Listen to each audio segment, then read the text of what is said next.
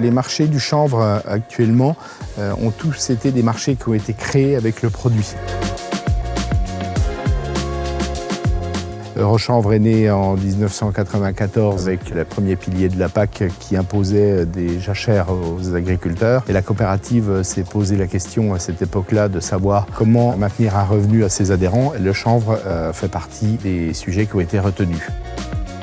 Donc on travaille vraiment en local, donc sur la région Bourgogne-Franche-Comté, donc principalement sur les départements Haute-Saône, Jura, Saône-et-Loire, Côte-d'Or, un petit peu dans l'Yonne aussi. Les producteurs sont adhérents de la coopérative Interval ou des coopératives voisines qui également produisent du chanvre pour les besoins de notre usine.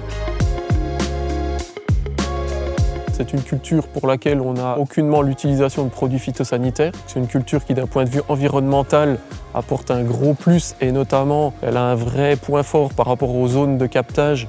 Un des points positifs, finalement, on sème la culture et l'étape suivante, c'est la récolte. On a vraiment progressé aussi bien sur la partie débouchés, volume. On essaye de trouver le meilleur compromis et à la fin, c'est toujours cet objectif que l'on se fixe, c'est de maximiser la marge et le bénéfice donc de l'agriculteur.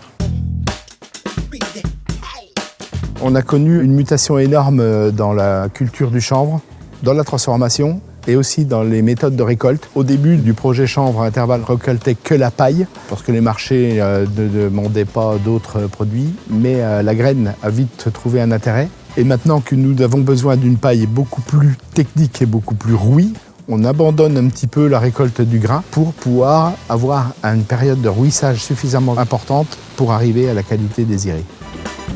Donc tout a été changé dans les 10 dernières années pour pouvoir évoluer vers des fibres très techniques et des chènevottes très propres pour répondre aux exigences du marché qui sont de plus en plus techniques, notamment l'automobile et le textile, qui est un nouveau marché pour nous qui nous intéresse fortement. Tous les ans, au sein de la coopérative, on met en place minimum 2 essais spécifiquement sur le chanvre. Donc l'objectif étant de trouver les meilleures variétés adaptées à nos débouchés. Le but étant de trouver les variétés les plus productives. On travaille aussi bien sur l'aspect génétique, l'aspect conduite culturelle dans son ensemble.